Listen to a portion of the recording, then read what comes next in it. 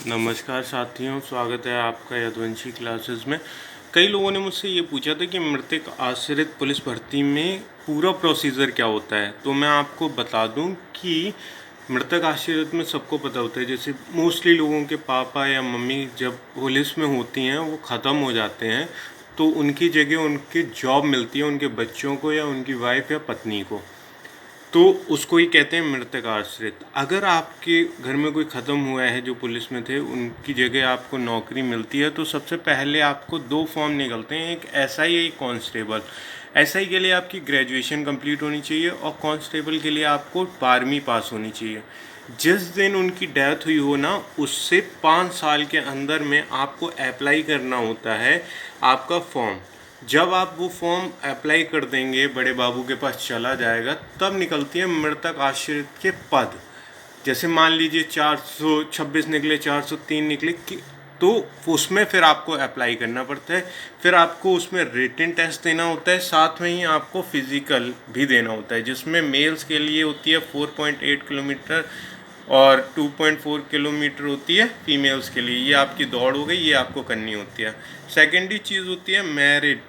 जिन लड़कियों की मान लीजिए कि शादी हो चुकी है, अगर वो चाहती हैं मृतक आश्रित में अप्लाई करना, तो वो लोग कर सकते हैं। अभी 2021 में ही कोर्ट ने ये आदेश कर दिया था कि जिन लड़कियों की शादी हो चुकी है वो भी मृतक आश्रित भर्ती में अप्लाई कर सकते हैं। इसमें थोड़ा टाइम लग जाता है। जैसे फॉर एग्ज़ाम्पल, अगर किसी के पिताजी ख़त्म हो गए हैं तो उसकी मम्मी को तो पेंशन मिलेगी, और अगर वो लड़का जैसे मान लीजिए 12th में है, तो वो एक तो कांस्टेबल के लिए अप्लाई कर सकता है, या वो चाहे तो 3 साल में अपनी ग्रेजुएशन कंप्लीट करके उसी के साथ साथ एसआई की तैयारी कर करके, जब एसआई की मृतक आश्रित की वैकेंसी आए तो वो उसमें अप्लाई कर दे। तो ये दो होता है, क्योंकि 5 साल का टाइम होता है हमारे पास। उसके बाद इसमें भी हमारी कट ऑफ जाती है। जब हम रिटन टेस्ट देते हैं तो उसकी भी कट ऑफ जाती है। अगर आप कट ऑफ क्लियर कर लेते हैं तो आपको फिज़िकल कराया जाता है, और फिज़िकल के बाद आपको ज्वाइनिंग दे दी जाती है।